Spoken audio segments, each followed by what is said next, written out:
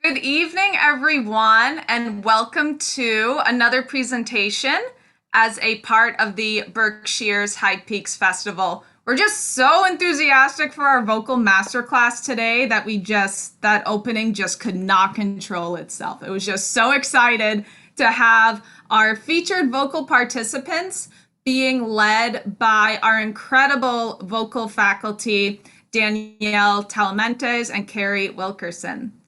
And the Berkshire's High Peaks Festival is brought to you by Close Encounters with Music.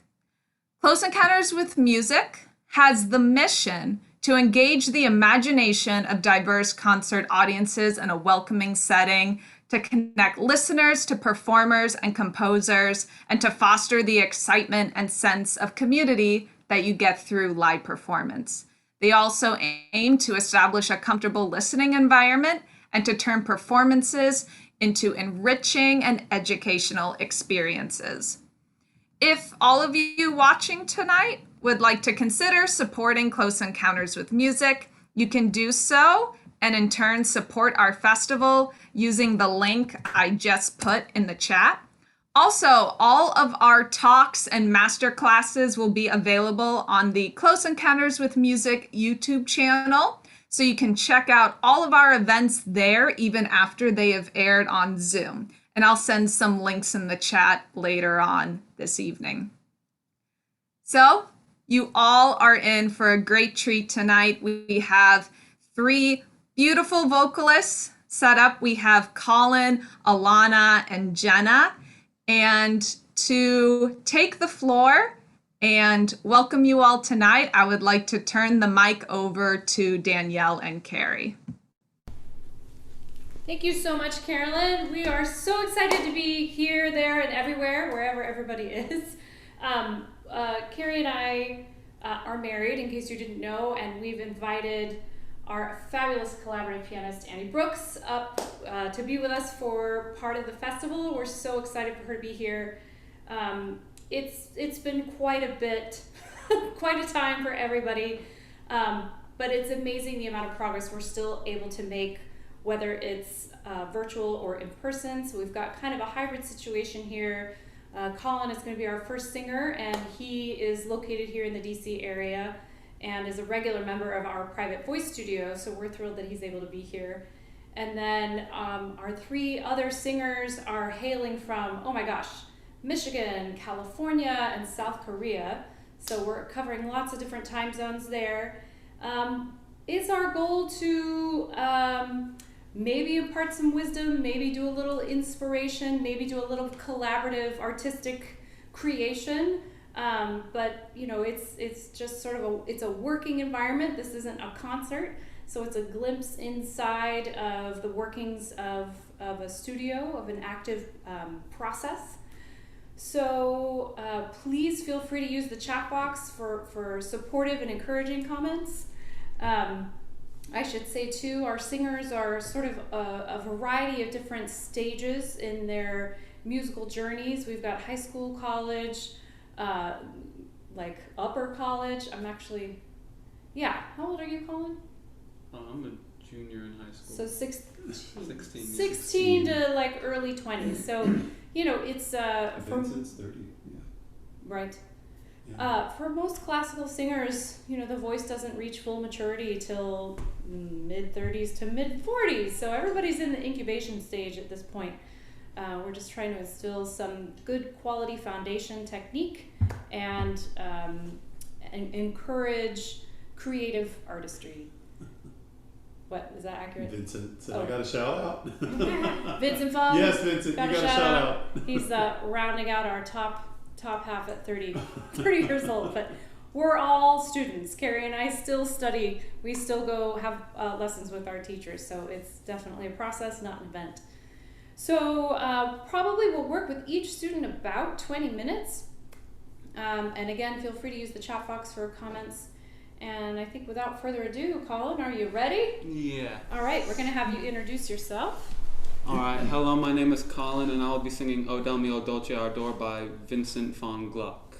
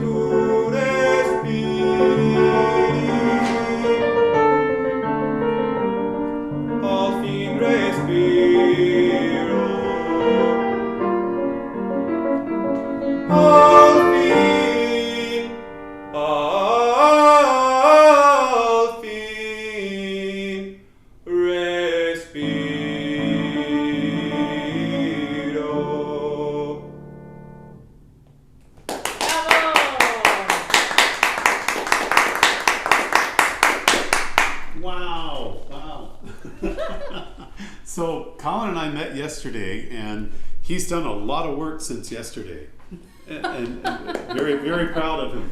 Yeah, so the big thing, and this is why I asked Colin to sing for us tonight. Colin is one of my younger students. He started working with me when you were 8th grade? 8th grade, yeah. Yeah, and your voice had pretty much already changed by that point, hadn't it? And that's, again, I just wanted to share with everyone a voice that has gone through, it's called the mutation process. A vocal metamorphosis is what happens with a teenage boy when their voice changes. And Colin, it's been a settling process with Colin. I still believe Colin's probably going to be a tenor, and I'm going to show you why I believe that in just a second. He has a very, very wonderful falsetto voice, and Colin and I have been working hard at trying to mix that falsetto voice with a head blend and see if we can find something. So can we just do a little bit? I just want you to hear this falsetto voice because it is so spectacular. Oh, you're fine. Okay. So.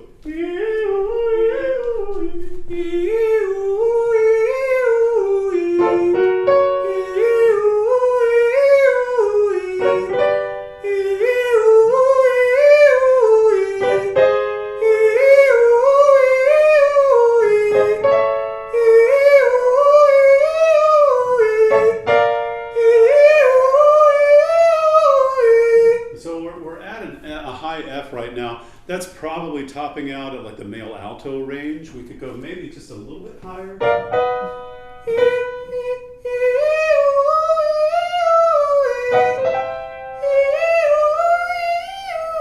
Yeah, so you hear how the voice is starting to thin on the upper register. Now let me show you what happens when we come down on the oo vowel.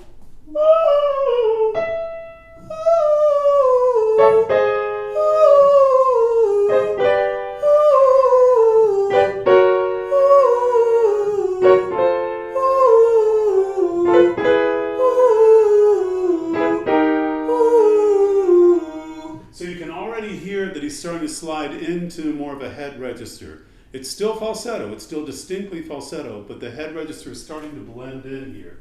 Where was it? Yeah.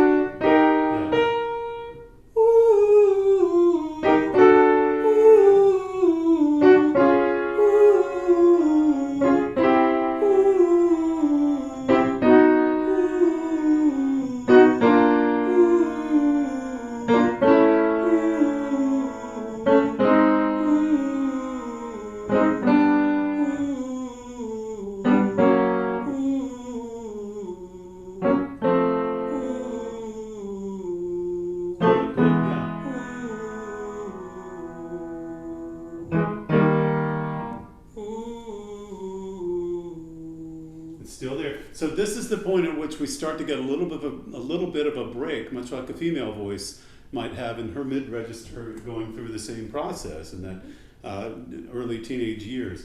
So go ahead and Colin, go ahead and see if you can try to blend the two. And if you can't, if it breaks, that's fine. Where were we?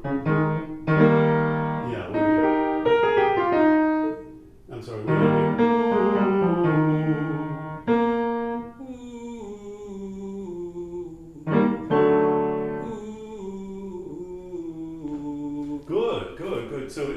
actually, that was right around F sharp where we heard a little bit of that gear shift, right?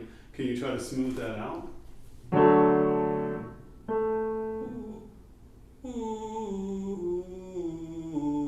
Pretty good, yeah.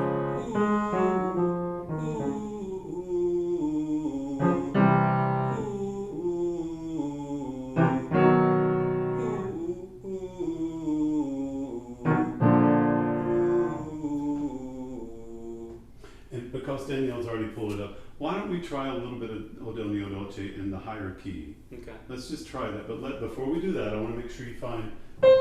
No, in that mix. Yeah. So this is something Colin and I've been playing around with. We're shifting keys.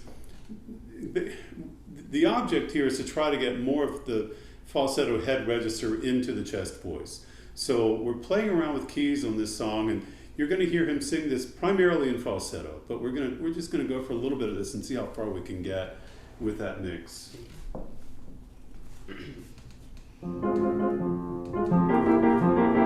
That was you.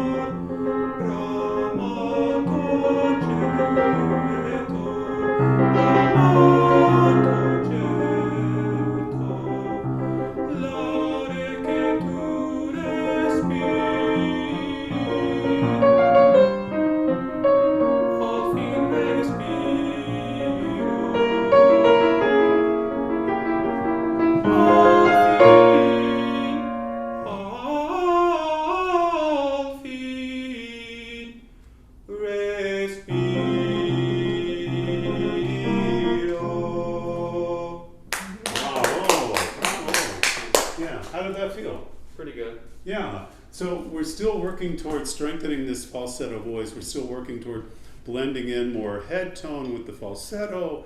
It's a process. It takes time to do all this. And we don't know where it's going is the interesting thing. What I've told Colin is you may be a lyric baritone. You may become a dramatic tenor. I really don't know at this point in his development. But the point is the working on the falsetto is only going to strengthen the entire vocal mechanism. And it already is showing some really good signs, I think. And you tell me, do you feel that? Yeah. Do you feel like you're getting more head tone in your chest register? Yeah. Yeah, it was very, very apparent, more so today than it was yesterday even.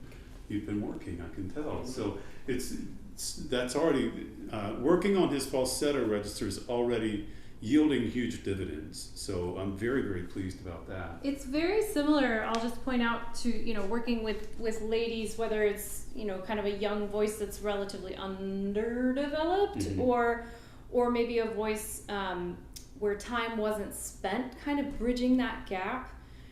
But it's this whole idea of mixing. I don't know why the vocal pedagogy world calls it voix mix. I don't know why they say it in French when everything else is in Italian. But anyway, the mixed voice, this combination where you're strengthening the lower chest voice, head voice for men, whatever you want to call it, the lower kind of heavier mechanism, which doesn't usually need that much help because it's strengthened naturally by speech.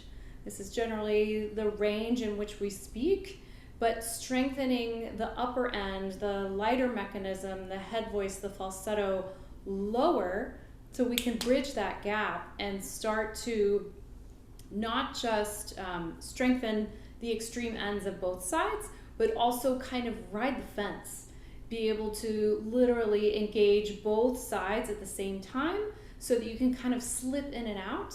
And that's when we get compliments after a performance that we love so much, when people say, oh, you make it seem so easy, or the voice is so seamless top to bottom. And we say, thank you, we paid a lot of money for that.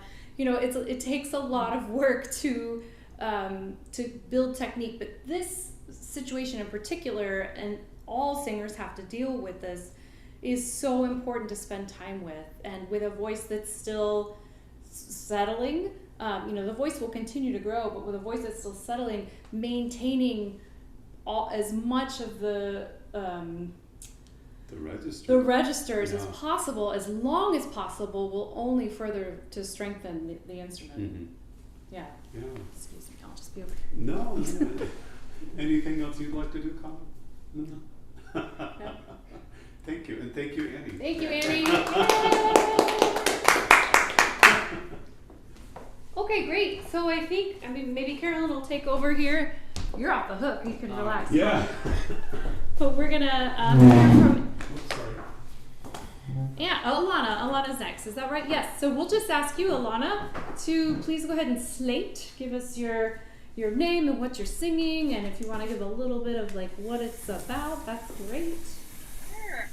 Hi, my name is Alana. I'm a junior at the University of Michigan, so way over in the Midwest. First off, I'd love to sing Jeaho Lee from Charles Faust. And if we have time, Must the Winter Come So Soon from Samuel Barber's Vanessa. I understand. But basically, Stiebel is the character I'm playing in Faust, and he's this wonderful little bit instrumental role that I've kind of had on with me for these past few years, and he is in charge of taking care of Marguerite as her brother Valentin goes off to war, and there is this devil, this demon, I'm sorry, his name is very long, so I kind of butchered that, but basically, the demon says, if you touch flowers, it's gonna fade, and that happens in the aria, but then he's able to dip it in holy water, and the flowers revive, and he's able to deliver these beautiful flowers to Marguerite, so for her love. Great, go for it. Cool. All right.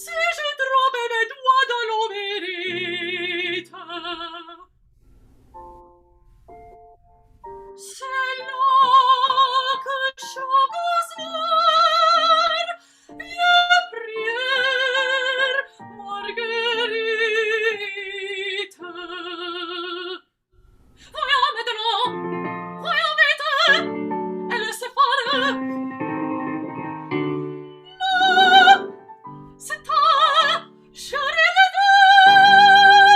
c'est ta voix que j'ai foi parler pour moi, qu'elle puisse connaître les mots qu'elle pénètre, et de mots que trouverait ma voix parler.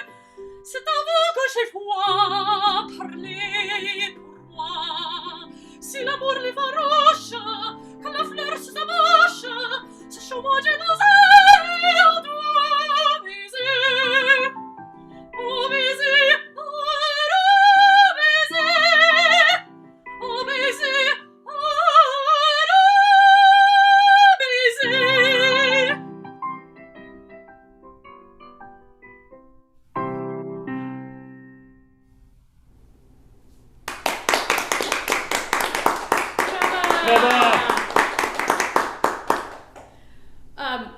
Kudos to all of you singers who have had to sing along with the tracks for the last year and a half.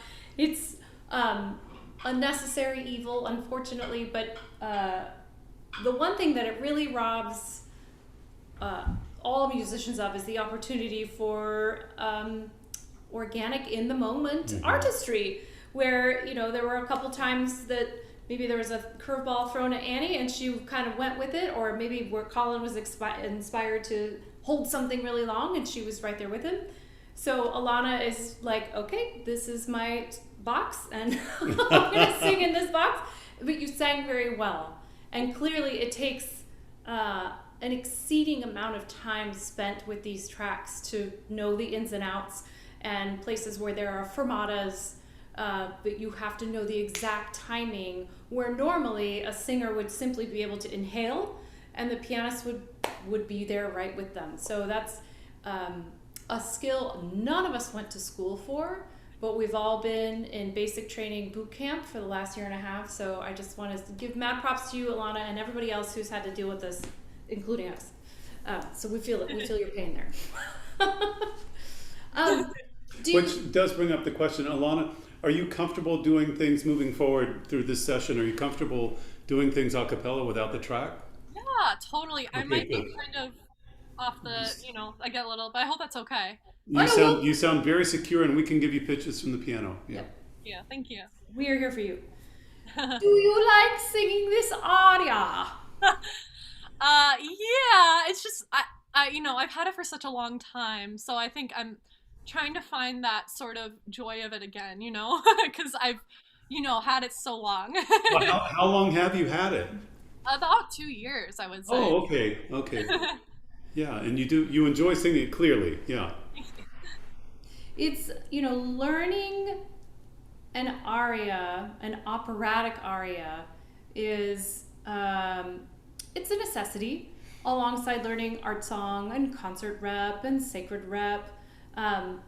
But frequently for younger voices, so you're 20. I'm 20, but I'm turning 21 soon. Great, good. We will toast you. So, when younger singers start incorporating operatic repertoire in, it's a bit of a checks and balances sort of a game, because are you at 20, almost 21 years old, ready right now to sing this aria with an orchestra in a concert hall? Probably not. Right? In terms of scope of the space you would need to fill, the orchestra that you would need to soar over, that takes usually a slightly more mature instrument. However, is learning an aria like this at your age an important tool in your toolbox to build upon? Yes. And again, not necessarily that you're going to go, audition for the role right now, but you having lived with this aria for 2 years, go ahead and count on living with this aria 10 times that.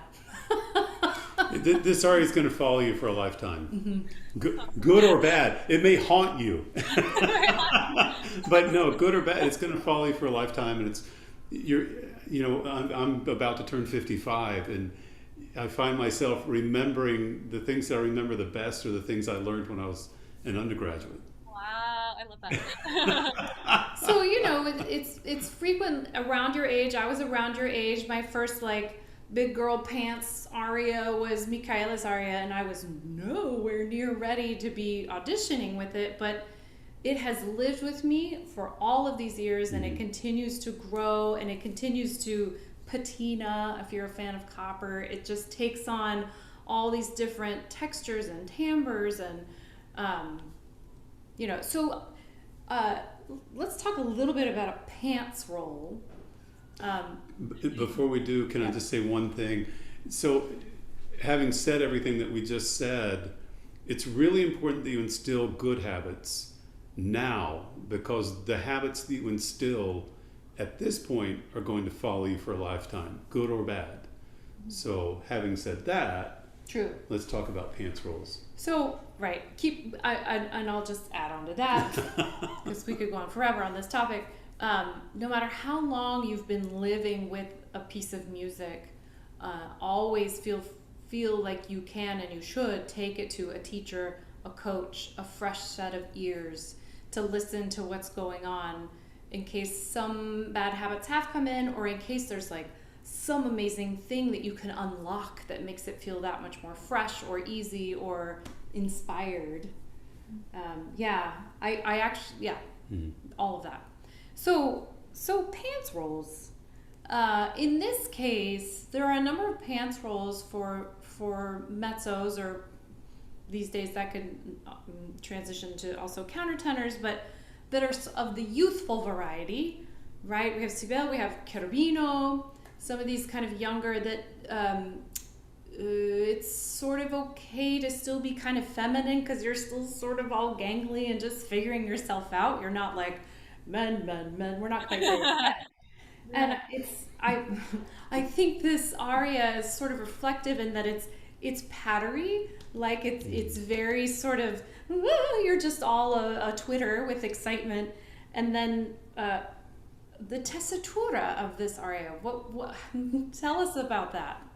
It's a little higher of a tessitura for me. I mean, it reminds me of Mozart, where it's kind of he likes to put the mezzos all in this weird high tessitura, and I'm just like, that's great. Yeah, and then Mozart does that to sopranos. He's like, I'm going to throw you in the basement and see what happens. So for those of you who don't know the term tessitura, the range is the range. How low, how high. The tessitura is where does it hang out. So in this case, for a mezzo-soprano, it hangs out pretty high most of the time.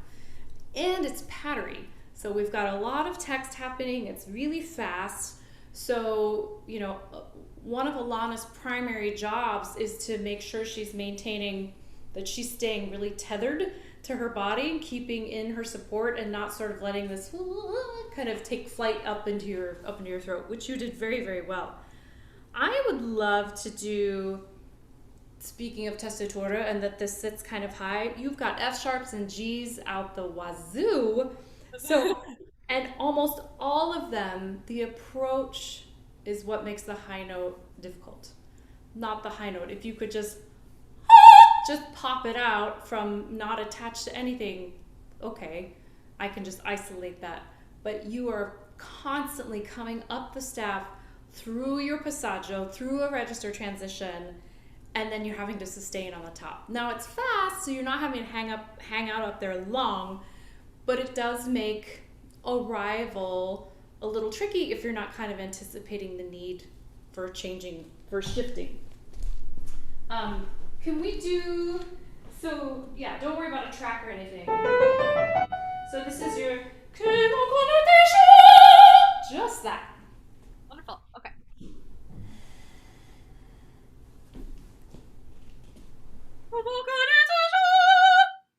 Great, try this, you're gonna think I'm crazy, but try that backwards. Ooh, just on ooh. Yeah.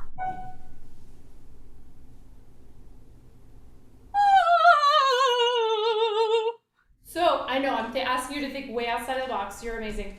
Let's do kind of reflective more with the phrase that it is. Ooh, so hang out on there.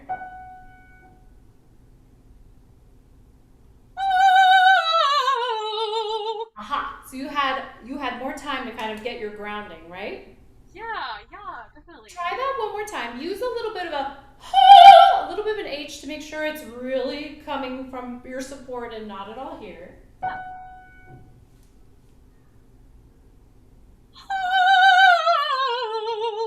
Excellent. Connected all the way through.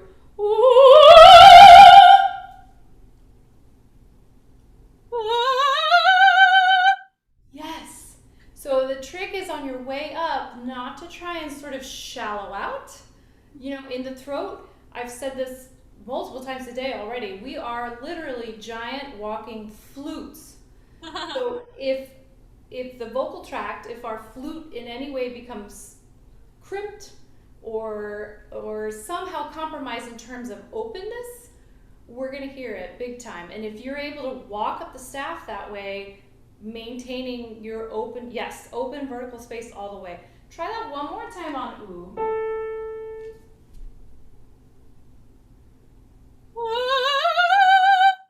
That's beautiful, Alana. Yeah. Try it on the text and going on. The trick here,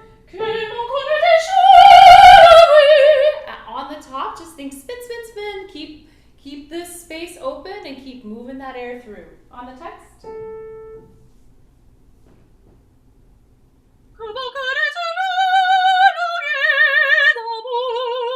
Now that sounds like one voice. Thank you. Yeah. Can you hear that? I do. What I'm observing, Alana, I think, and I may be wrong, but it sounds like tongue tension. It sounds like the tongue is restricting in the back of the throat. And what Danielle has been successful in accomplishing over the last few minutes is getting that tongue released. So I'm starting to hear a lot more freedom in the voice right now. And I would just love to hear you sing a little bit of this, like maybe the first page, 2 pages, just on an ah vowel.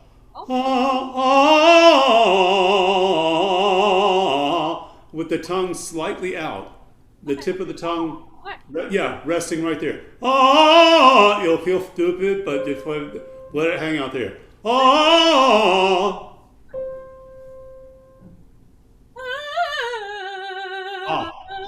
Can you make it an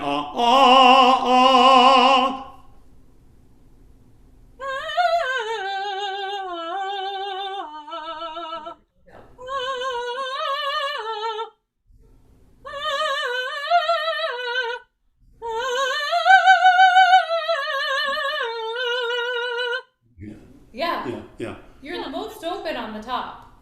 Say that again. Yeah. You're the most open on the top. Now, do that just that much. Same thing, put the tongue back in its resting position, which should be the tip of the tongue touching the back of the lower teeth. Except give me this time a real wide open throat.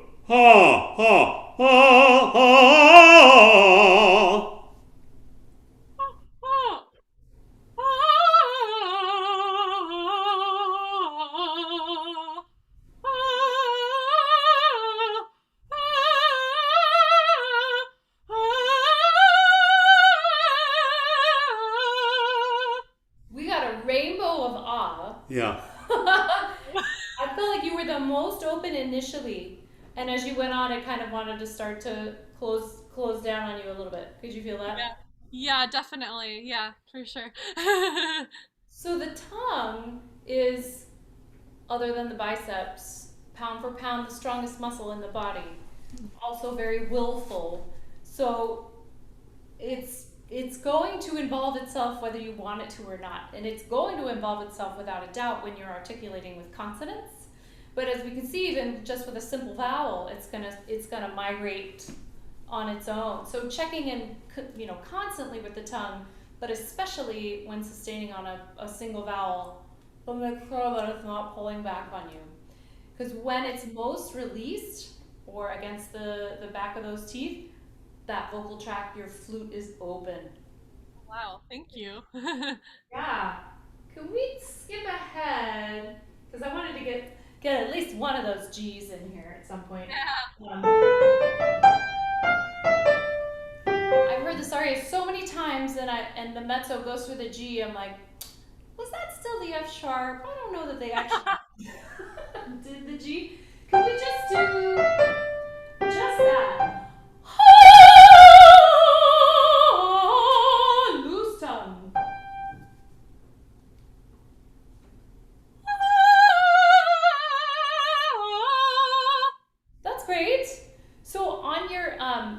will you do me a favor? And when you do the initial G, have you ever thrown a softball? Yes. So, as you're singing.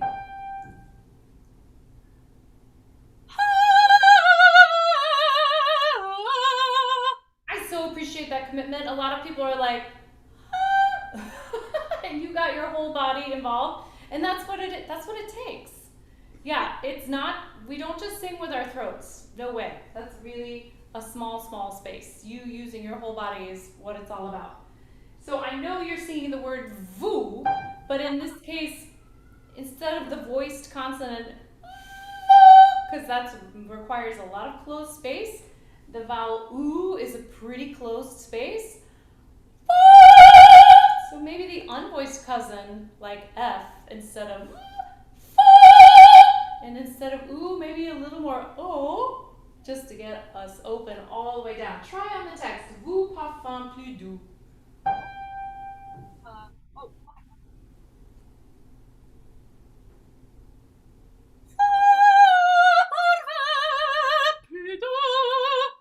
Good. It was a valiant effort. It's hard to know what the text is and then sort of decide to ignore it. So Yes. you went open, and then your body was like, but the word is vous. Sure.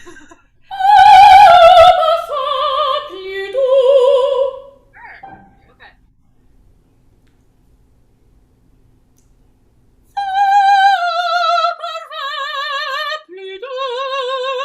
Ooh, and you were more open on your do.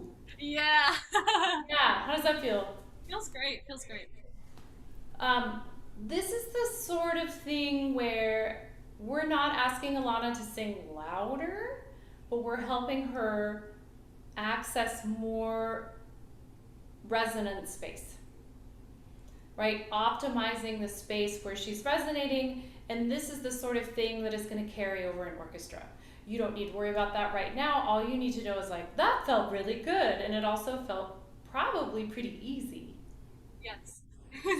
When we try, now we have the dreaded ascension.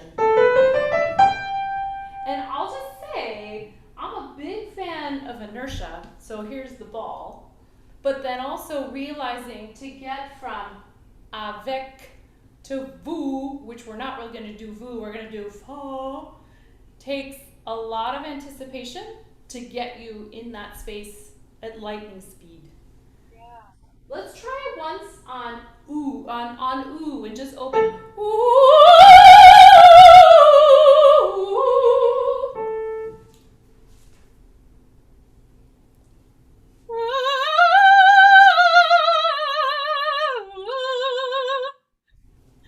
What are you gonna say?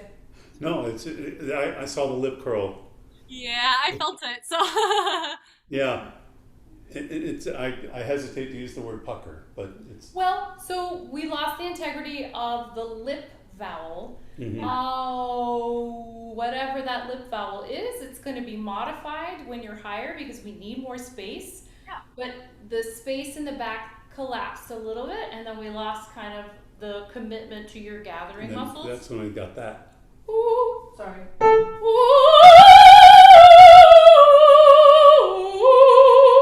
keep all that length. Sure.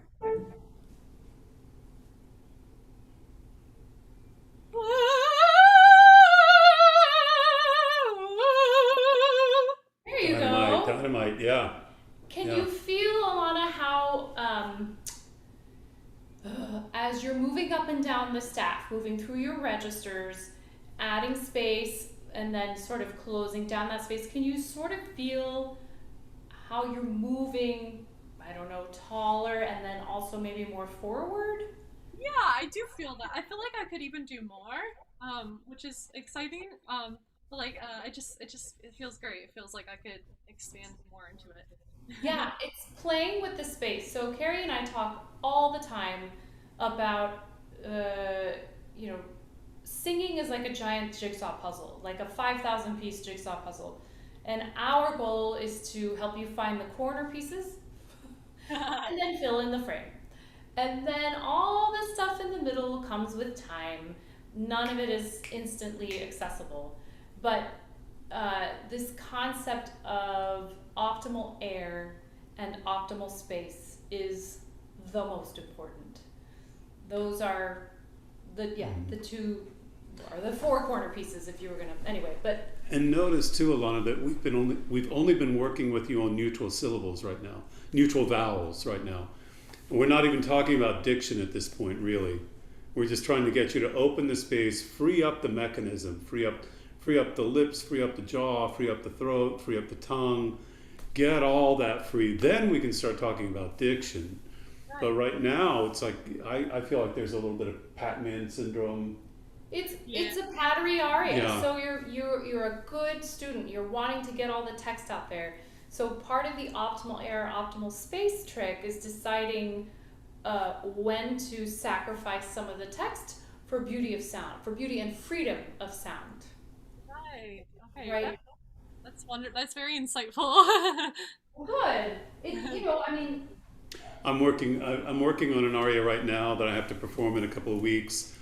From Don Giovanni, Fin Cannavino, Carlo la Testa. And all I'm doing right now, Alana, is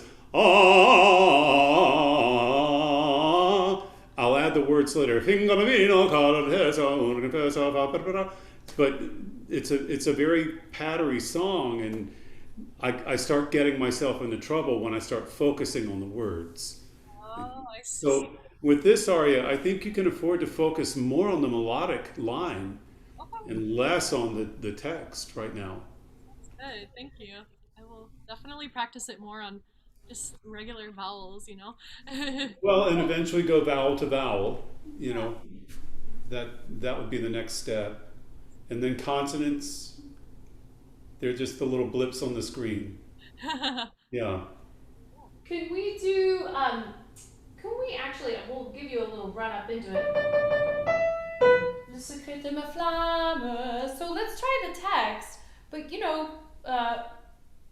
just sort of weigh this sensation that you're really enjoying right now of all of this free open space with the text. But when it comes to the ascending line up to vous, sort of the more you can remember what that felt like and anticipate that space before you get there, the more successful you will be. So, le secret.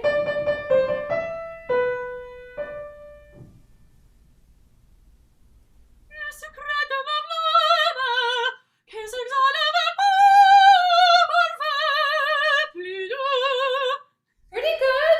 Really pretty good. So, what in that last phrase, what are you aiming for in terms of the shape of the line, whether it's a word or a note or whatever? Yeah, I guess I'm aiming towards qui s'exhale avec vous, vous parfum kind of thing. Okay. So the thing that you're exhaling, right, in the text, avec vous, is the sweet perfume.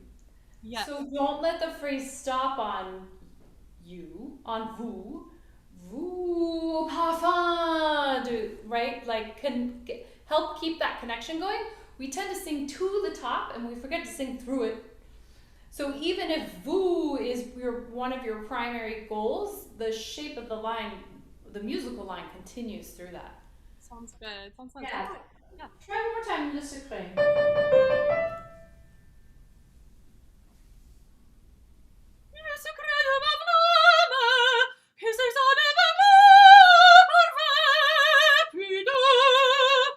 Brava! That was a whole line. That was one complete vocal musical line. Thank you. I felt great about that. That one just felt great and just felt musical. I totally agree. I wanted to compliment. So this, there's a lot going on with this aria from an acting perspective, right? There's all kinds of things happening, and hopefully everybody will tune into Jay Lessinger's masterclass. He's a stage director, and he gets really into the nitty gritty of the character. Your primary job in this aria is to be sort of a lovesick teenager, I guess, with with the flowers, and I hope you're hoping for some attention or whatever. But there are a lot of ups and downs, I guess, that are happening, and I thought you did a really good job of helping us see those different beats. Right? It's not. It's a lot of arias tend to be sort of a park and bark situation where you're just waxing on the one thing, but there's quite a bit that keeps happening in here. What is your take? Because you go through all this thing like, oh, he's cast this spell, and now all the flowers I touch wither, and what am I gonna do? I'll try this trick with the holy water, all this stuff. But then you go back and you sing the same thing. Yeah. How is it different the second time? I feel like in the second time, and correct me if I'm wrong, because I there's so many ways I feel like this could be interpreted, but I always think of it as like sort of a little more victorious and a little more confident in himself, compared to the first time around, where he's like still kind of uncertain, still kind of fidgety and kind of those things. But yeah. No, I think yeah, absolutely. Is your character confident in that he's going to gain any interest from Marguerite? No. I think you just want to do the thing you set out to do, which was bring her these flowers, not dead. That would be great. Fresh looking. But yeah, I agree. I think a renewed sense of confidence. You sort of overcame a couple of hurdles. So maybe you could have a little bit more swagger. I should say it's not a straight repeat. We have some new text, but the melodic material is the same. Can we jump to the end? Sure. Can we start? This is the same melodic material we were kind of just doing. Que le fleur sur sa bouche.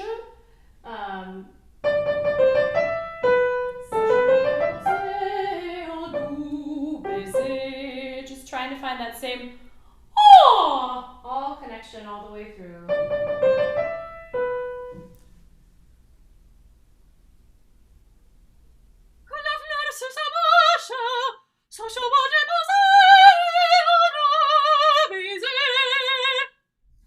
Good, keep going.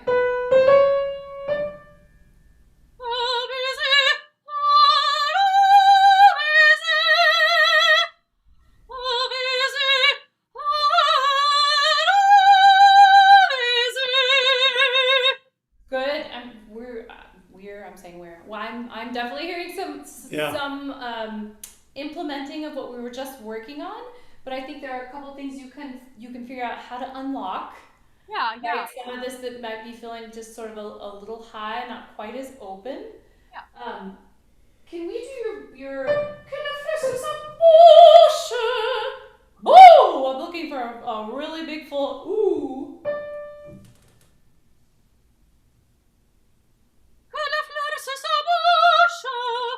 Yeah, that's gonna cut. I'm not trying to sing louder, I'm just optimizing my space. Try one more time.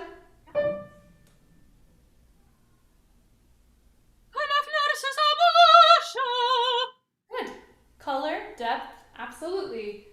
So, Sasha, on moi déposer. Okay, this is not a great vowel. What are we going to do? How are you going to modify that? Yeah, I've been trying déposer, but I guess my internal mind is like wanting me to do more like ze or like yeah.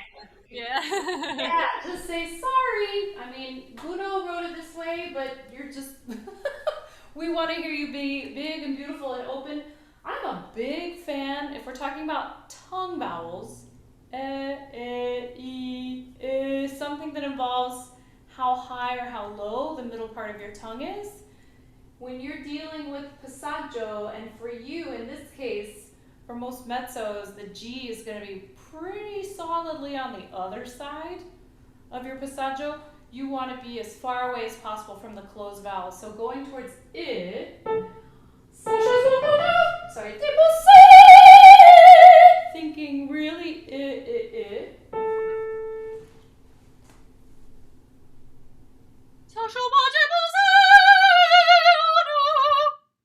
Yes! That felt easier. Yeah. Yeah. So we're sort of just activating again this flute. You're long, tall. I love it because it's quite a vertical looking vowel as well as positioning. I love it. I love it. Good. Can we do your last with your little turn? So here we have do, like we had voo earlier. You have a voiced consonant like you did before. You had v with voo before, and I suggested an unvoiced consonant of f. What can you do with do to help unvoice that? Can I make it more like a T almost? Or Yes, okay. absolutely. Anything to get you out of there faster. Yeah.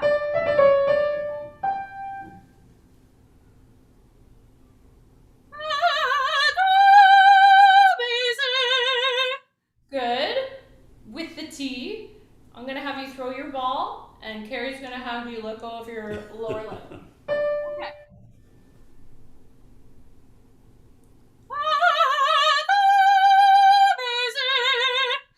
I would pay money for that one. Oh, thanks.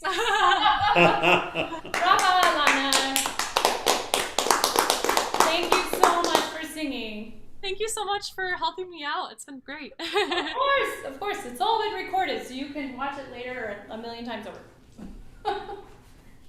All right. So I think we have Jenna. Yes. Hello. Hi.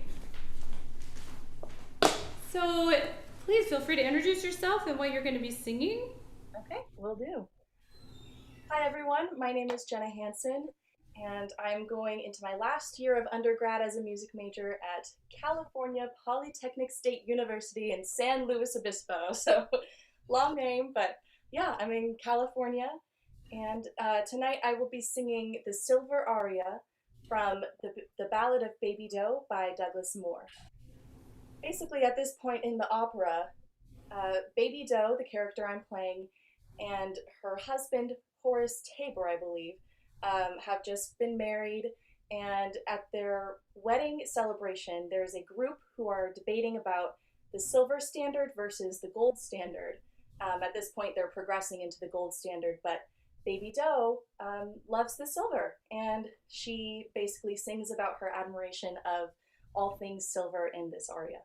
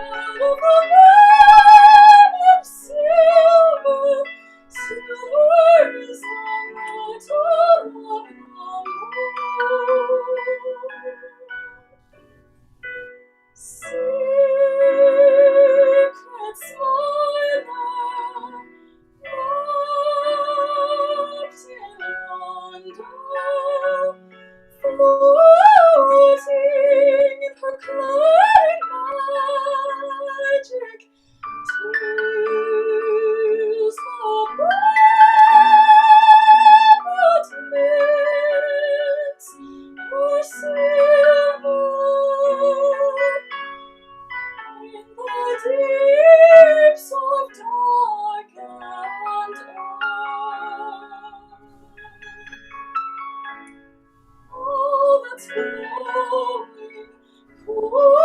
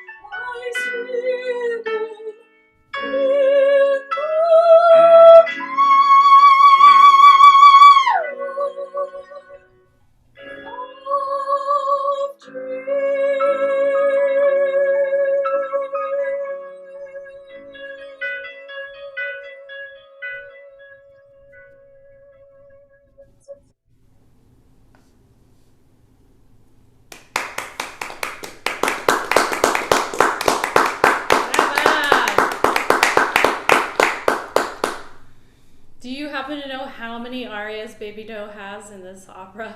There's like 6 or 7 of them. So many arias! There are so many, and all of them are no joke. Yeah, brava. Thank you so much. Explained very well in terms of this trend. This is based on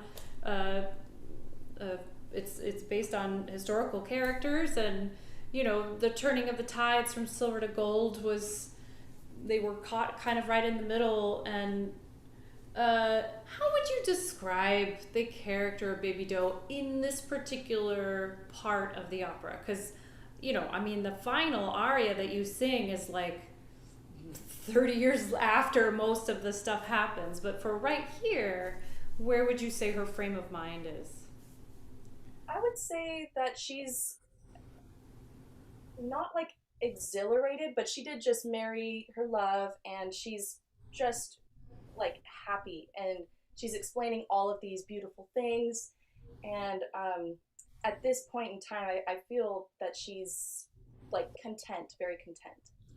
Probably the most in the whole show, the most sort of like in her happy place.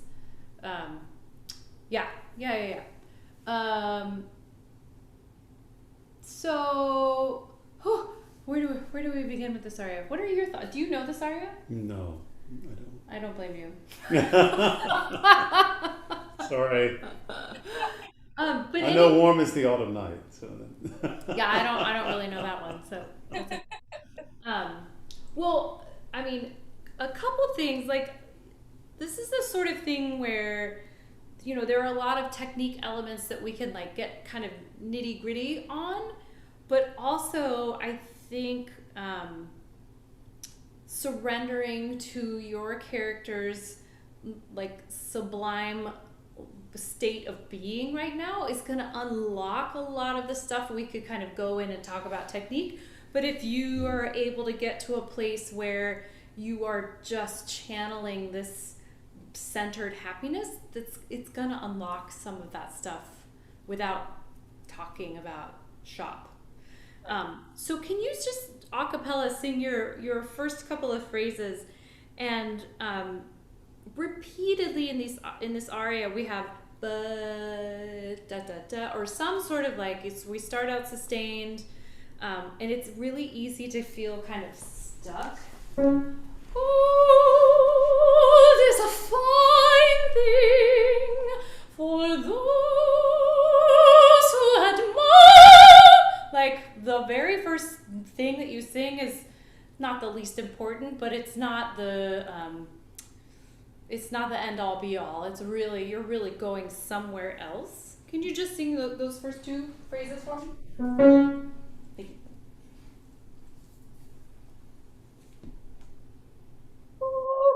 Excuse me.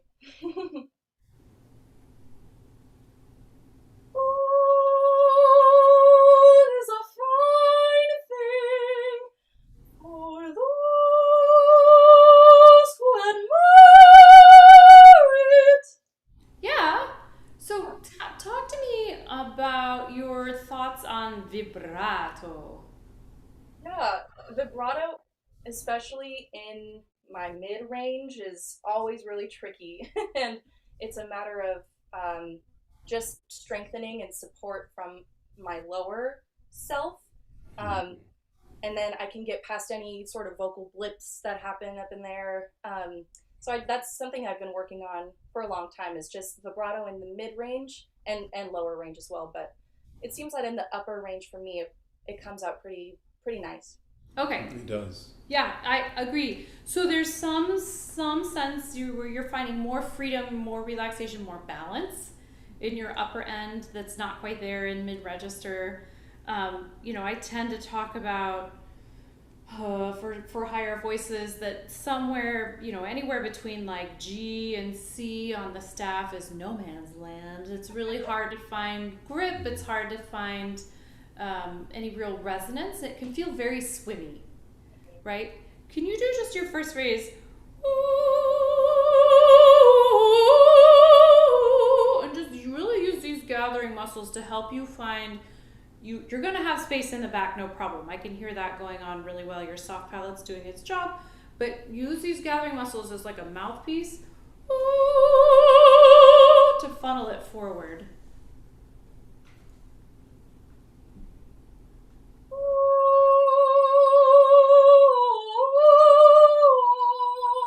Okay, now you have some grip. You've got somewhere to kind of aim, right? Yeah. So it's not in the score, and I know the score says piano, just pretend it doesn't say that. And same thing on ooh. Ooh, just think baby crescendo or anything that's sort of helping you move forward.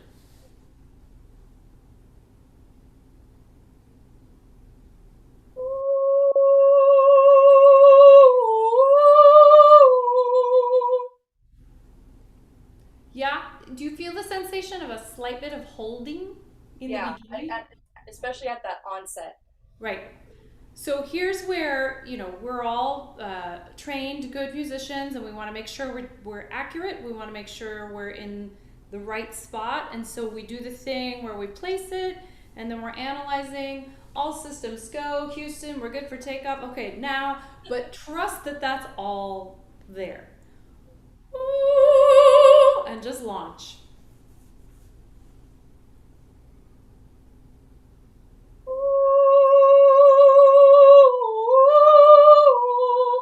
Better. Yeah. Better. So we're gonna pretend this is a cyclone, a tornado, and I want you to spin your tornado forward.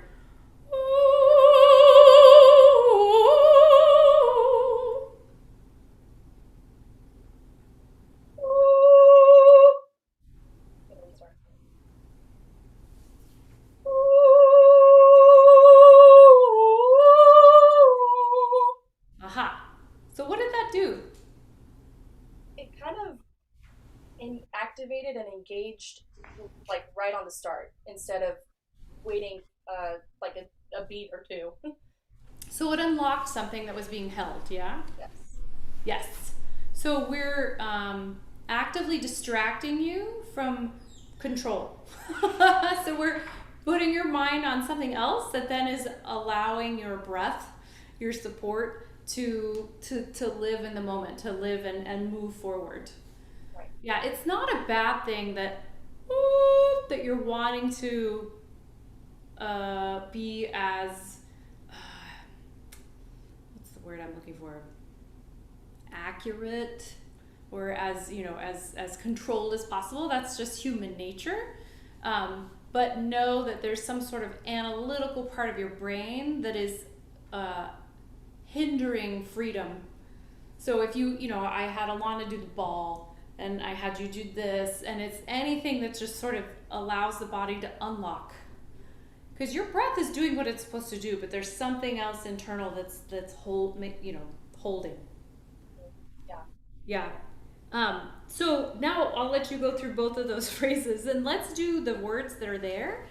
And even though I was having you do ooh, which helps you bring this really forward. Ooh, this is a fine thing. Gold is really pretty close to ooh. Right. Okay.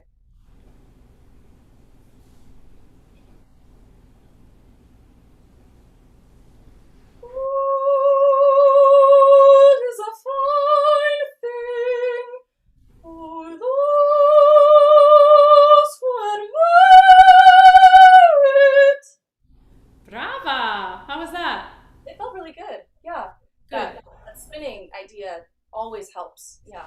Yep, I'm a big visual person. Not everybody is, but if I have something that I can either aim for or that I can envision, and anything that is some sort of a forward motion is really going to help keep the sound free, keep the breath moving. Yeah, beautiful. Okay, can we jump to this opera is so amazing. I think Douglas Moore is so talented, but I'm gonna go ahead and put him at the very top of the heap of like a second-rate composer. There's a lot of stuff that's just really awkward, and it's very text driven. A lot of your arias aren't just park and bark. You're like, we're trying to communicate. You're really trying to impart everything you're feeling, whether you're writing a letter to your mother or you're talking about, so silver is the metal of the moon. Here's a great example where you have all these eighth notes and somehow you have to communicate the text but also make it a musical line, and it's just not really a musical line. Can you just say that for me as if you were reciting it from the stage? Silver is the metal of the moon. Okay. What would you say is the word you want to bring out the most? Moon. Okay, great. So silver is the metal of the moon. Try saying it. Silver is the metal of the moon. Good. Good. So now we have direction of the line. Now you have to fight against Douglas Moore's not so subtle popping of the top. Silver is the metal of the moon, right? So all the unaccented syllables are getting popped. Sorry. Try that. Silver is the metal of the moon. Smoother, and nice job on moon. Gesundheit. Thank you. So then now, can you think of the top silver as more here? Silver is the metal of the moon. Silver is the metal of the moon. Right, so the majority of this line sits pretty square in the middle of the staff, except for those E's. So if you can place the E's more in mid-register, they won't sound so disjunct from the rest of the line. Right.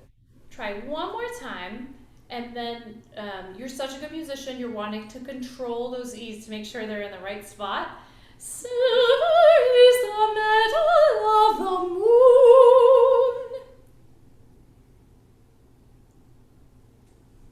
Silver is the metal of the moon. Better. Yes, so the arc of the line is much smoother.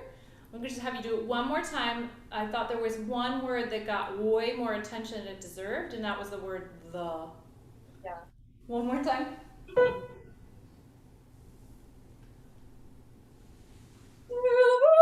is the metal of the moon.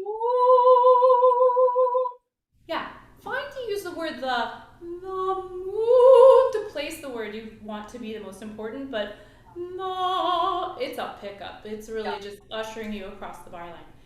Yeah, I'm a big fan of looking at, all the same consecutive rhythms and, reciting it, because in general, you're going to say it not like a robot. You're going to figure out how you want to shape it. Yeah. And then also if you have even the most rudimentary piano skills, if you play that, you're not going to play it as it is. You're going to figure out, you're going to figure out how to shape it. So use the words, use the melodic line, and then figure out what it is you're wanting to get to. And in this case, I thought you wisely, there's no wrong or right answer. Maybe there's some wrong answers, but moon is a good one. Yeah. Silver is the other one. Right. Yes. Yeah. Can we jump to some of these tricky little yaga-daga-dum-bum? So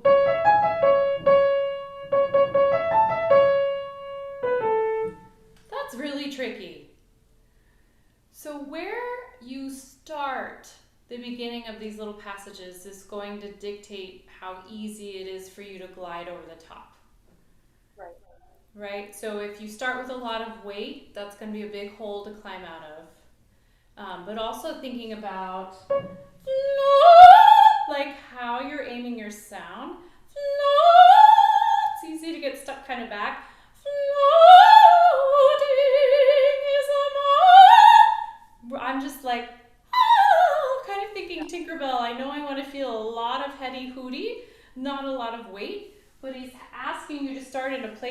might be tempted to dig in more than you should. Can we try just those two passages on E?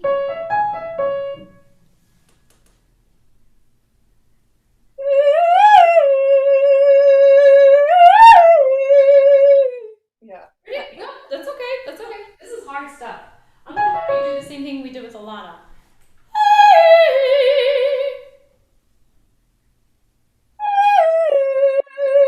Good. So before you even phonate on that G sharp, can you just sort of feel the sensation that of what needs to be in place before you make that pitch? Tell me what you feel in your head and in your face?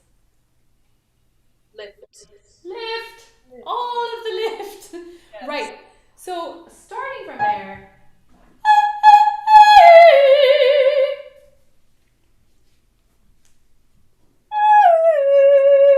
effortless. That takes nothing, right? You're really coming from above. You're really kind of gliding across the hard palate. One more time. Feel okay? Yeah. Yeah. Okay, so now here's the challenge, always coming from below. Find that same glide across the hard palate.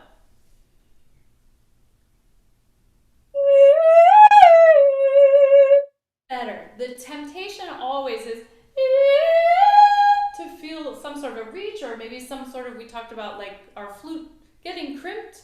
Yeah. If this can stay open, and again, you feel the sensation of behind your sinuses, my voice teacher calls it the snot spot.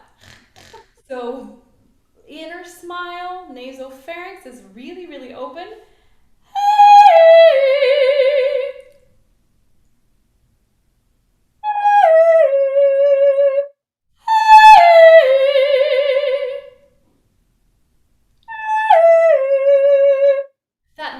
That lift is everything.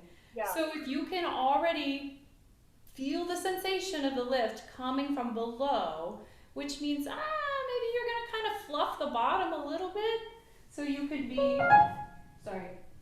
more in place.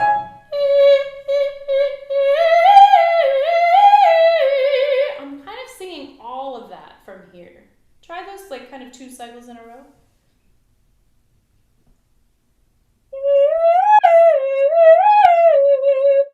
You can feel how the C sharp wants to pull you down, right? Yeah. So try the same thing. I want you to vibrate across your molars.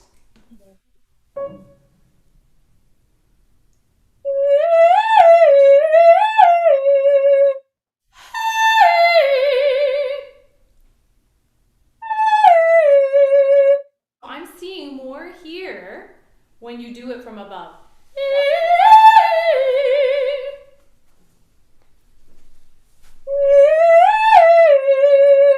Better. It's not a spread. We don't want to talk about like a squeaky spread. It's just really envisioning, of course, your soft palate lifting, engaging, doing what it needs to do. But think about your hard palate. I love talking about a tautness of the hard palate, like it's a giant shield, molars to molars, and if you can vibrate across that shield,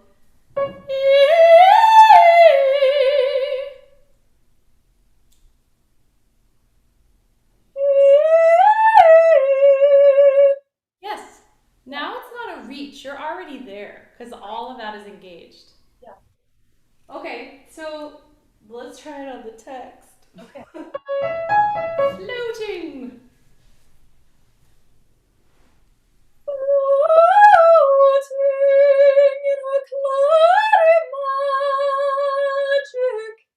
Yeah, now you can sing an aria hanging out there. Yeah.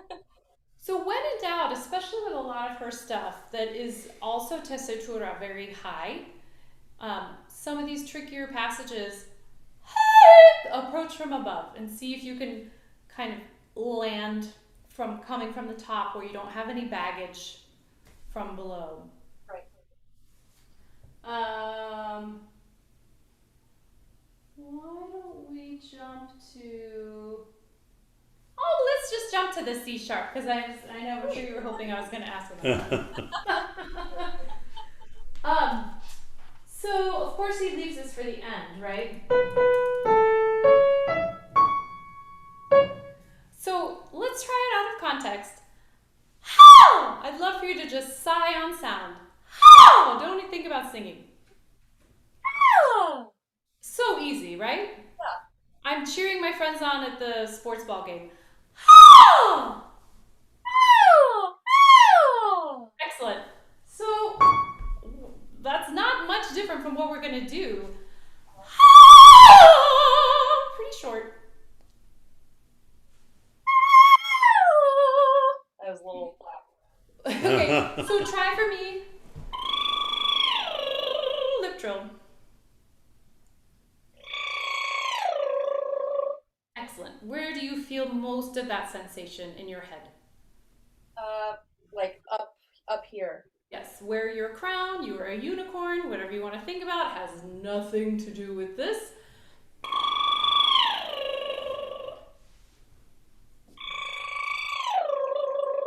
Great, we're mostly going to sigh on sound.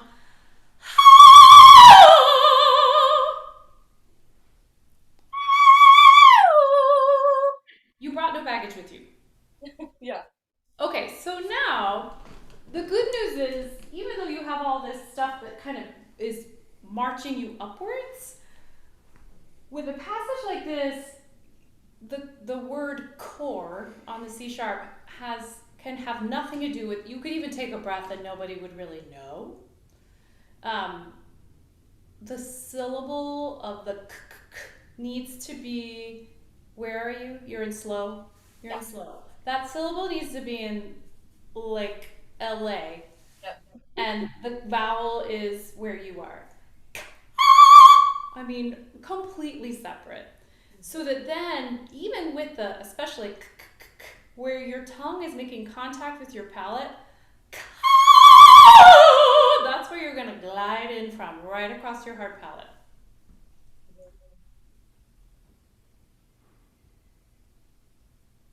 So wait, I do the consonant first, like okay. Right, and they are separate events.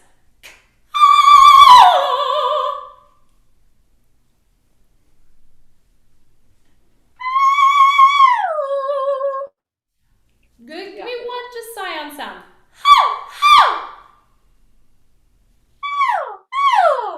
Great. So there's nothing here, right? You're all up. You're wearing a crown. That's what's going on. Yeah. So then,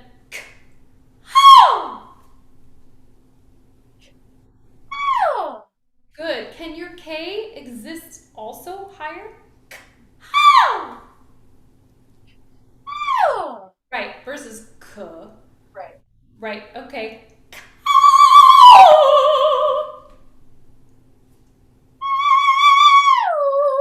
Yeah, pretty good. Okay, I'm gonna have you try one more thing, and then I'll have you sing the whole phrase.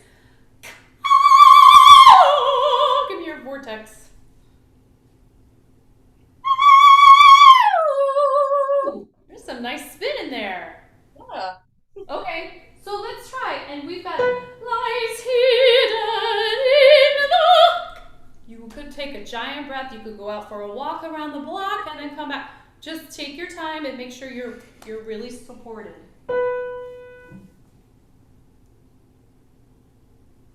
Lies hidden in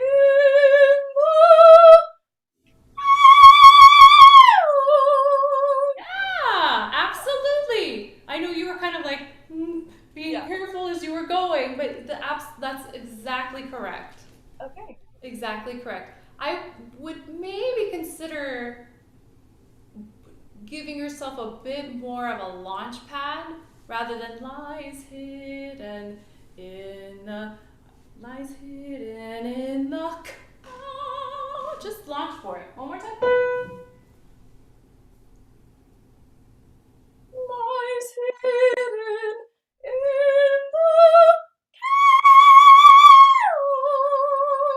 Yeah, try one more thing. I know we're figuring out. Try one more thing for me. You're far enough away. If you can Just walk across your room. Lies hidden in the just move your body, free your body. Yeah. Lies hidden in the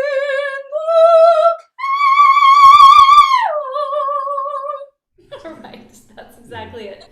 So we just saw, just like you were talking about vibrato and mid-register, we just unlocked something that you didn't realize your body was holding on to.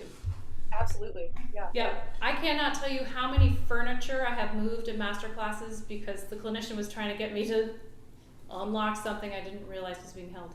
Yeah. Yeah. Brava! Thank you so much, Jenna.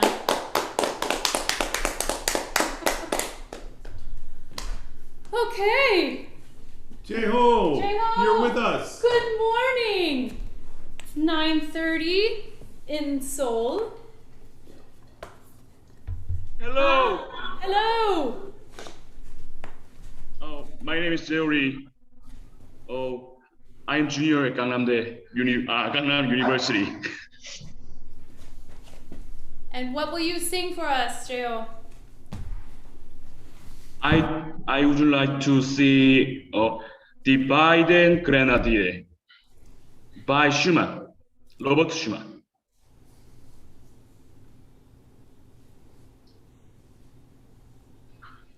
재호야, Can I 조금 start? 너무 가까운 것 같아, 재호야. 네. 조금. 그리고 조금 각도를 내려주세요. 천장이 너무 많이 보이지 않게. 오케이.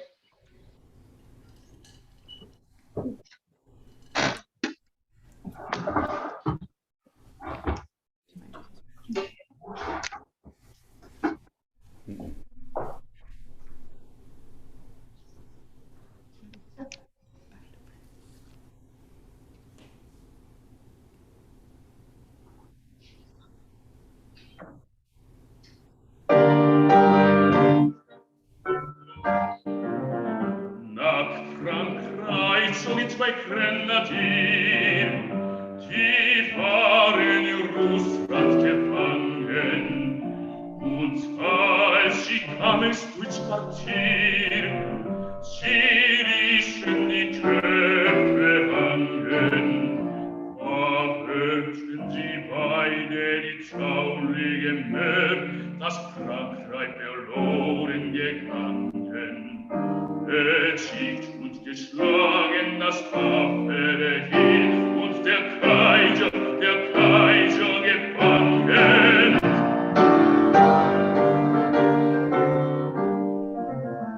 Da weinten zusammen die Grenadier, worauf der quällichen Kunde, der eine sprach, wie wird mir? Wie brennt meine alte Wunde? Der andere sprach, das Lied ist aus. Die brennt meine alte Wunde. Der andere sprach, da hab ich Kind zu Haus, die ohne mich verderben. Was steht mich bei? Was steht mich Kind? Mein Bestes verlangen, dass sie Bettel gehen, wenn sie ruhig sind.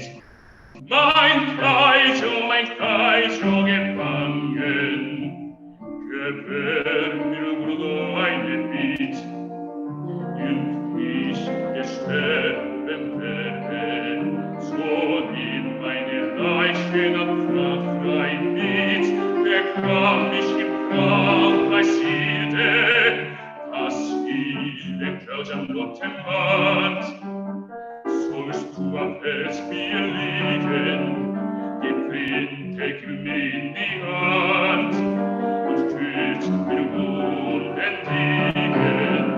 So will ich liegen und forsche sie, wie eine Schiffswrack im Graben, bis ein sich verloren geblieben und wieder den Rote getragen. Da leitet mein Kaiser wohl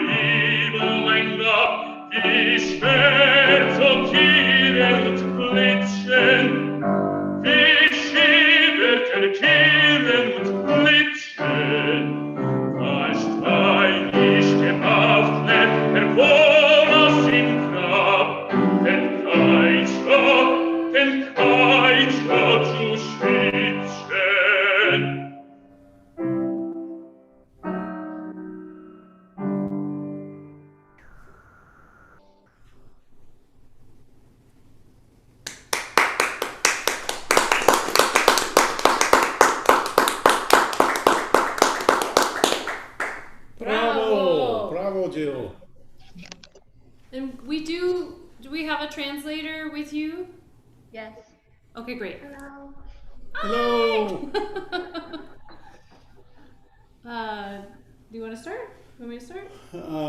You're more familiar with this song than I am. I will start by saying, Jeaho, beautifully sung, beautifully sung. Thank you. There aren't many vocally technical challenges in this, are there?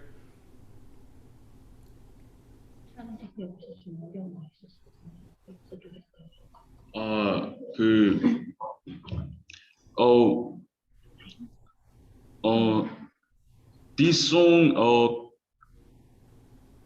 Two Soldier talk song. 테크니컬. 전 투솔저가 이제 다른 게 표현하기가 어려워요. 약간. He said for the expression of the two different character of the soldier, it is more challenging for him to express the different characteristic between two of them. Right, so finding different colors for the voice is difficult. But I'm talking about the range, the tessitura. It's not terribly difficult to sing in that regard, is it? 이거 하이 노트나 이런 거는 어렵진 않지. Yes. Yeah, he's okay with that. Right. Yeah, so, technically, he's fine. So that really does that leads us to the next part of this conversation. So you're having to do things vocally to define the characters that you're singing. Correct? Excuse me? He's having to do things. He's having to find different colors in the voice to define the characters that he's singing. 너가 지금 Am I making sense? 네가 지금 줄 다른 컬러로 노래하니까 다른 컬러로 하고 싶은데 그게 안 돼가지고 그냥. He was trying to sing the two different colors, but Right. So here's where, because this song sits in a very comfortable range for you, you don't have to think so much about technique. But this is where you have the opportunity to find different ways to color your sound darker, brighter, lighter. To be more expressive. Yeah, but she said he didn't think about too much about the color. Okay. Yeah. Let's play with that. 그럼 네가 한번 카메라로 다르게 한번 해. So in the beginning of the song, who is talking? 처음에는 누가 얘기를 했어? 처음에는 이게 그냥 사회자라 해야 되나? 이거 뭐라 해야 약간 이야기를 들려준 스토리텔러? 스토리텔러? The storyteller. Narrator. Yeah.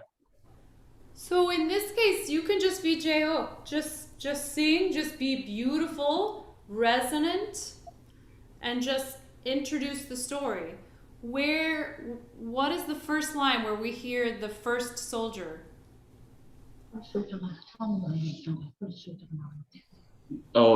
Der eine sprach. Right? That's still the storyteller. Der eine sprach, Vive! Wird wie. Right? That's the first. Vive wird mir, wie brennt meine alte Wunde. Yes. That's the first soldier. So, what can you do? Der eine sprach, Vive wird mir. So maybe the narrator is whispering. 네. Yes. Can we start from Da weinten zusammen die Grenadier? Start there, and then when you get to Der eine sprach, Vive wird mir. Try a different kind of maybe deeper. Yes. Yes. Okay. 야바다바담. 마이틴 자멘 그레나드 그 뭐지? 두 번째 페이지. 어떻게? 주마디죠.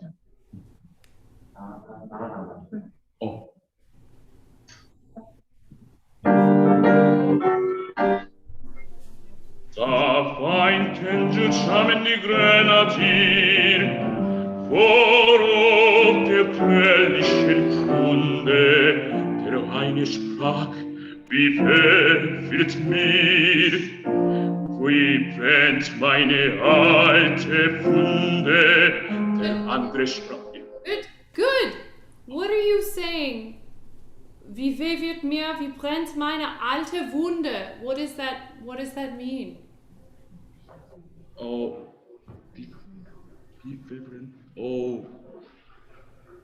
약간 비통하다가 뭐라고 해야 되죠? 비통하다.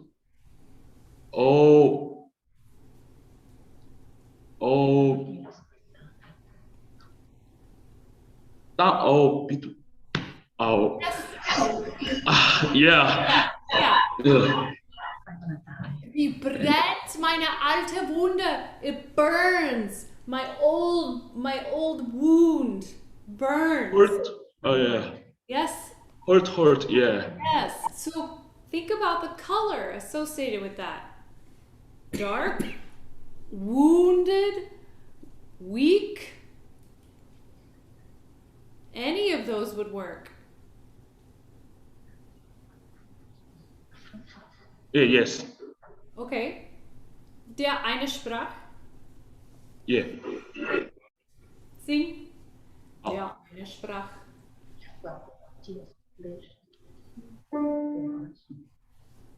Der eine sprach, wie weh wird mir, wie brennt meine alte Wunde.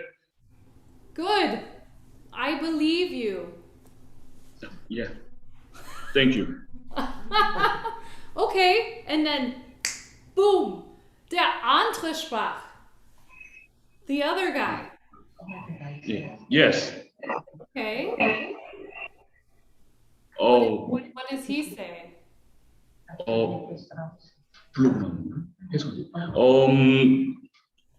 이제 Das Lied ist aus.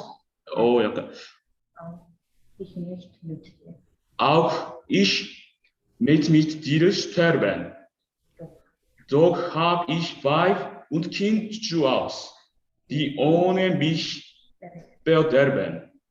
Okay, so talk to us about these two different soldiers. Yes. The first soldier is a true patriot. He will do anything for his country. Yeah. What about the second soldier? Second soldier,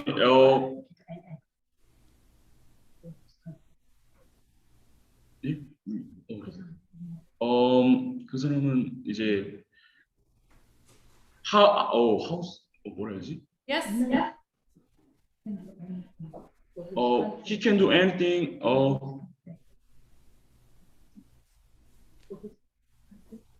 For his country. One soldier die together, but my house and 이제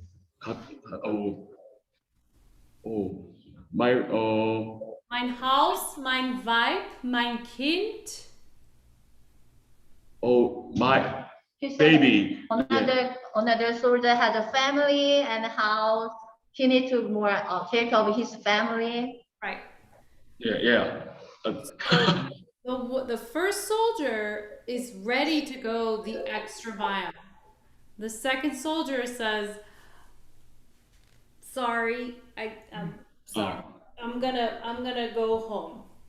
But the first soldier is I'm willing to die for my country.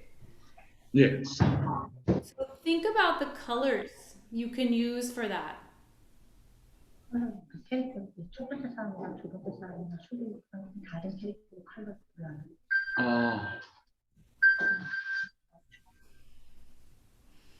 So Oh. maybe the first soldier is strong, adamant, Yes.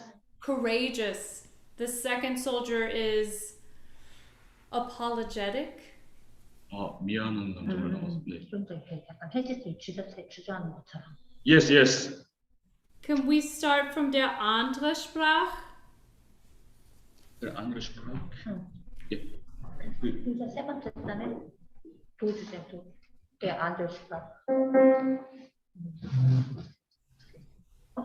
Der andere sprach, das Lied ist aus.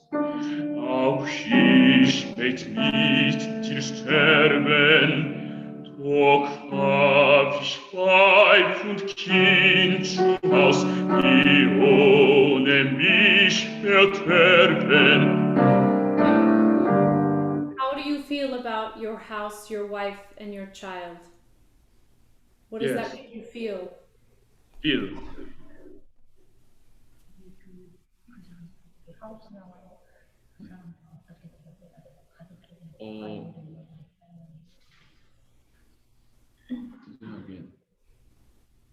생각하기엔 약간 걱정되다. Worry about family and my baby. Yeah. Do you But miss one soldier and 10 이제 I'm sorry. I apologize. right? Do you miss them? 뭐라고 Do you 하신 거예요? love them? Do you miss them? 저요? 아, Yes, yes, yes. Yeah. Okay.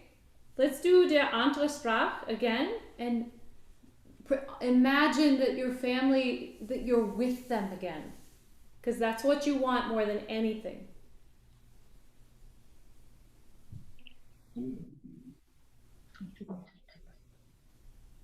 여기 하란 거예요? 다시 해보란 거예요? Yes, I try.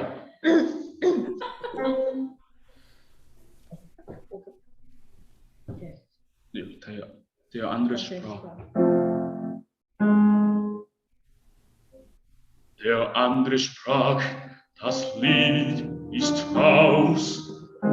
Auch ich möchte nicht dir sterben, doch hab ich Weib und Kind zu Haus, die ohne mich verderben. Yeah. So already you're more committed to the different characters of these soldiers. Oh, Something else? Go ahead. You're telling a story, right? yes. Telling a story. So there can be different focal points. The narrator can be here. One soldier can be here. One soldier can be here.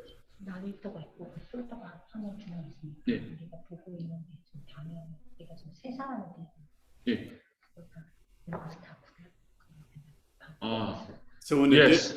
in addition to changing the color of your voice for each character, you can shift the focus for each character.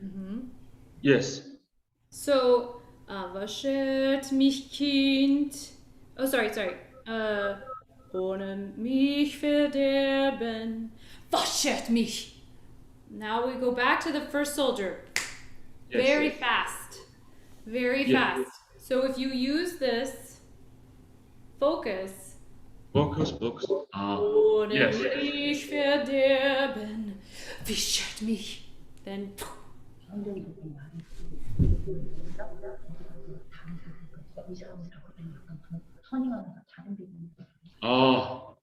Yeah. Yes. Can we go back? Da weinten zusammen die Grenadier. You're the narrator. Yeah. And then we have der eine, die andere. Yes. Okay. I try. Okay. 다 바인드 주시는 거예요. 첫 번째. 두 번째 장에서 첫 번째.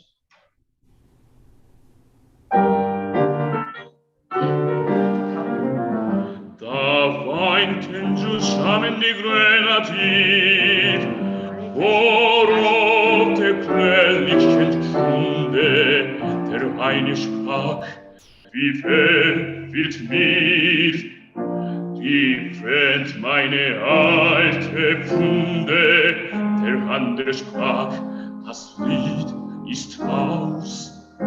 Auch ich möcht nicht dir sterben, doch hab ich Weib, Kind zum Haus, die ohne mich verderben. Was schilt mich Weib, was schilt mich Kind? Ich trage mein Bestes Verlangen, dass sie Bettel gehen, wenn sie ruhig sind. Mein Kaiser gefangen, gewähr mir Bruder eine Bitt, wenn ich sterben werde, so nimm meine Leiche nach Frankreichs mit, begraben mich im Frankreichs Hirte, als Liebe Post. Good, good. How did that feel to have different places to shift your focus?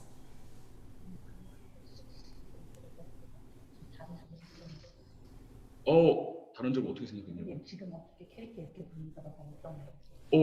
Very, very nice. Stronger, much stronger.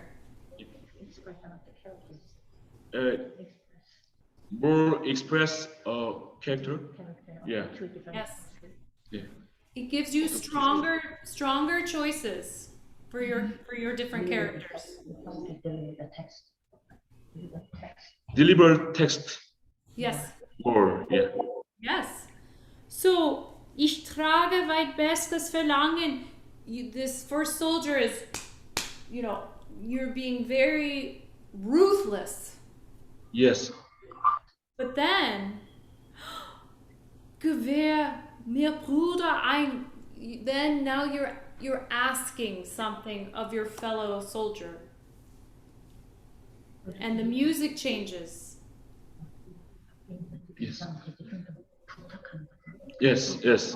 The accompaniment changes. You go from being a ruthless soldier to, but I'm asking you this very important, most important thing.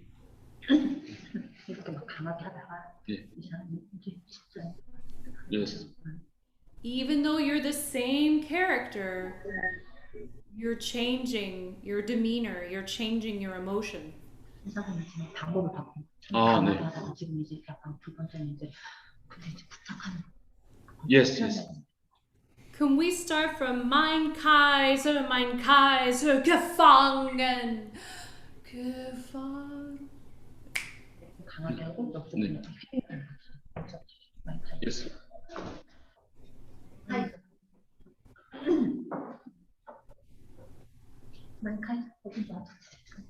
세 번째 페이지.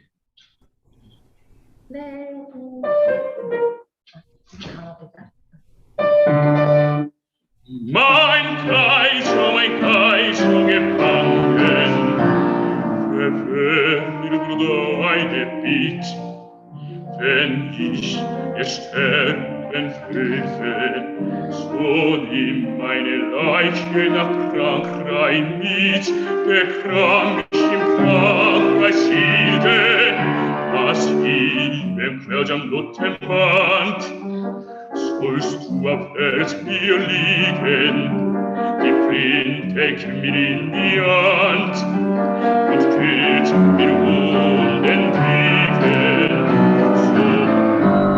Yes, these are such strong choices. It really makes your character flesh and blood.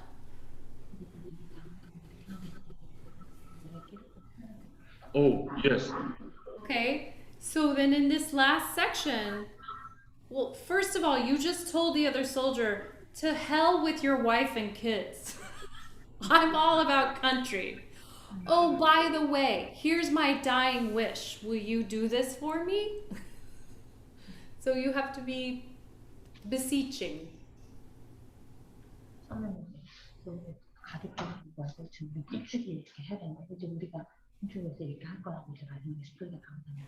Yes. Okay, so then you're asking to be put in formal dress with the cross and your sword and laid in your grave. All Yes. of this is building to the statement of the French national anthem that we hear in the music.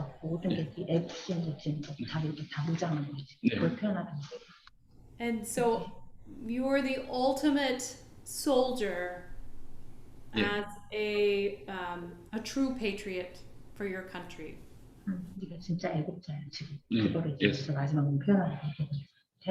Yes.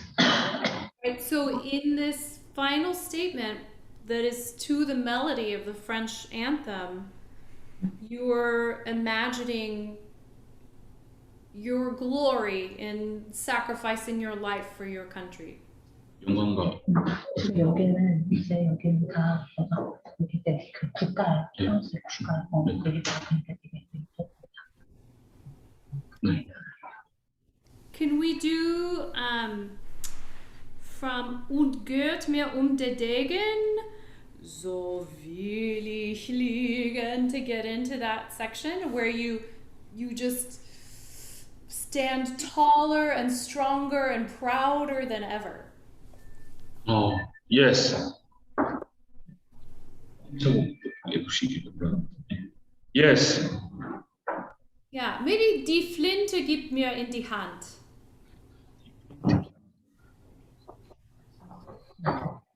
그 세 번째 페이지 마지막에서 디플린텍 이미를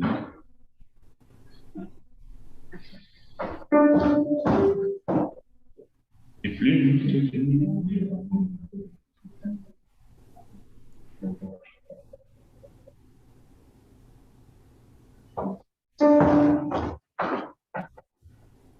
Yes, I try. Die Flinte gib mir in die Hand und geht mir den Degen, so will ich liegen und forsche still wie eine Schiffswach im Flammen, bis als die schwere Kanonengebiet und wir den Lose getragen. Dann leitet mein Kaiser Überling ab, wie Schwerter kielen und blitzen, wie Schwerter kielen und blitzen. Da streich ich gewaffnet hervor aus dem Grab, den Kaiser zu schützen. Good. Did you know Kerry is a soldier? He was in the U.S. Army. He's going to show you how to stand like a soldier. So stand at attention. Wow. Yeah. Yeah. Very good. So sing your last. Hands will be like this, thumbs here. Yeah. Vor aus dem Grab. Yes.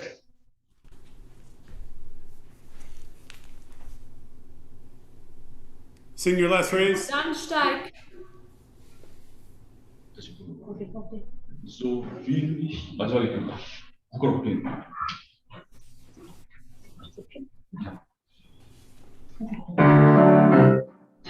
So will ich liegen und forsche still wie eine Schiffswrack im Flammen, bis als die schwere Kanonengebiet und wir den Lose getragen.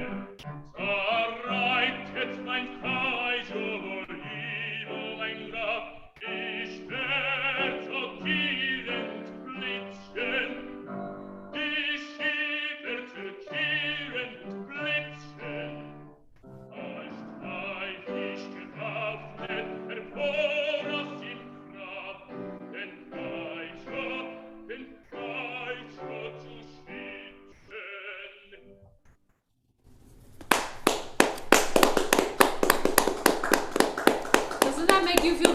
strong.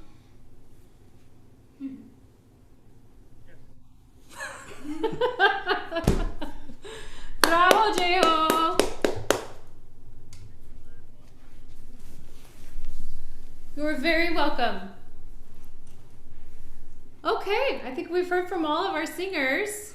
We have. Carolyn, do we have any people out there watching that had any questions or comments that we should be aware of? Yes, actually, we have a question that's relative to the last performance we just heard. This comes from Vincent Fung. Could it be of any benefit to isolate each soldier's story and try to find colors that way? I tried putting myself in each other's shoes when I was working on this piece. I know we did dive into that quite a bit during the last session, but maybe talk more into that, maybe other arias you've had to do that for. Sure. Yeah. Yeah. Jin, if you can let Jeaho know about this conversation later, but basically, you know, with an art song, we don't have the benefit of an opera or the backstory of all of these characters, but then it's your job to create the backstory of the characters in the art song. So let's figure out who the first soldier is and why he's so unbelievably patriotic. Does he have a family? Maybe he doesn't. Or maybe he does and he's just that committed to his call to country. How old are these soldiers? Is the first soldier significantly older and therefore more willing to die for his country? Is the second soldier younger, 19 years old with a lot of life ahead of him? Right, you know, so all these things to think about that will help you find more character, timbre options, colors. If you have a bit more depth, a bit more text underneath just the text of the poetry to enable you to make these characters more three-dimensional. And we really didn't get into the technique behind accessing those different vocal colors. Manipulation of the tongue, manipulation of the soft palate, manipulation of the lips. You know, there are dynamics, breath support. There are different ways that vocalists find those colors within their voice. But it really does begin with the character and understanding what it might be to be an older soldier. What might an older soldier sound like? What might a younger soldier sound like? And I said a little bit something about this with Jenna, talking about, you know, we can get into the nitty-gritty of the technique behind how to manipulate colors and things like that. But again, if you're able to really dig into these characters and know more about them, a lot of that stuff solves itself because you're naturally emoting or communicating through these different voices. And again, with Jay's masterclass next week, he does get into very specific detail with the characters. He's not going to talk about technique at all. He just gets into, again, the three-dimensional aspect of these people, of their lives, and what brought them to this moment in this time to then say these things. If it's an opera aria, you need to know exactly what happened just preceding the beginning of this aria that then inspires you to sing what you're singing. If it's an art song, you might need to do your own backstory work to help enable you to sing from a place of context.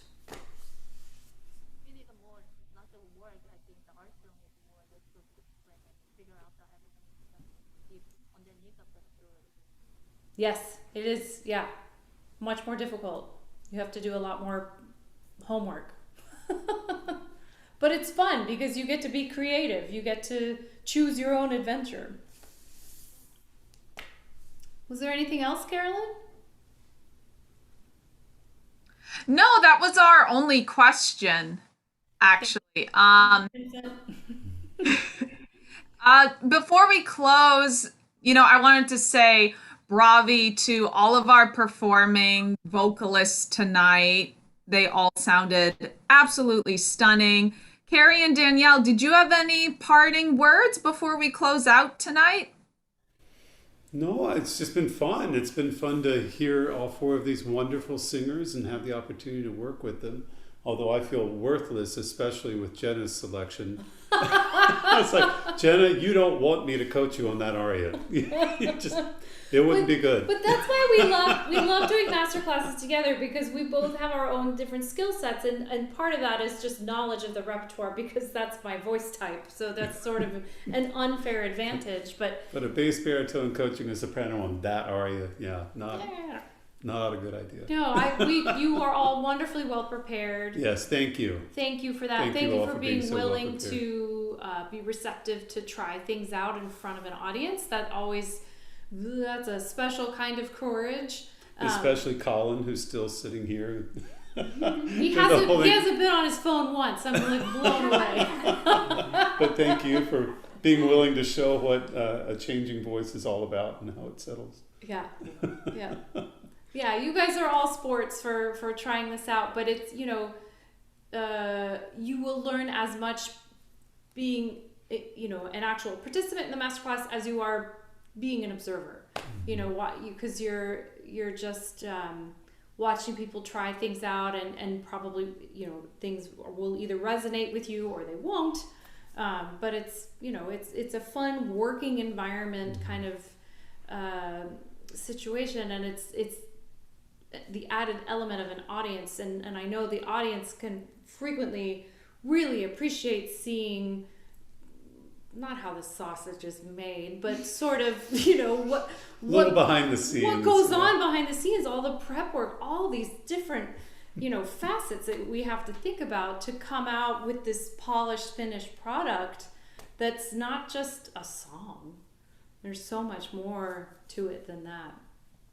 So. And for those who have never attended a Jay Lessinger masterclass, you're in for a treat. He approaches things from a completely different perspective. We are vocal technicians. He's a stage director, so it's really a completely different perspective. That's all. Beautiful. Thank you so much, Danielle and Kerry, and bravi again to Alana, Jenna, Jeaho, and thank you to the pianists who also accompanied our students tonight, and our translator, Bravi. Thank you so much for helping to make this production of a masterclass come together. If you are joining us in Zoom and you joined part of the way through the masterclass, it is all available on YouTube, on the Close Encounters with Music YouTube channel. That's where all of our talks are being archived and saved. So I just put the link to tonight's class in the chat so you could go back and watch it on YouTube. Thank you all so much for being here tonight, and the events are going to continue. I will say tomorrow, a familiar face is giving a talk on social media and how it can benefit and excel your musical career. So please tune into that. It's 5 p.m. Eastern Standard Time tomorrow. And again, we have the calendar. So if you would like to check out what's going on, we're having events all through August 2nd. So you can check out our events on the calendar, and you do have to pre-register to attend these talks. So there's the calendar where you can find our future events. Again, bravi tutti. Thank you all so much, and we'll see you for a future event. Thank you, Carolyn. Oh. Did you see your comment? The Colin's a champ one.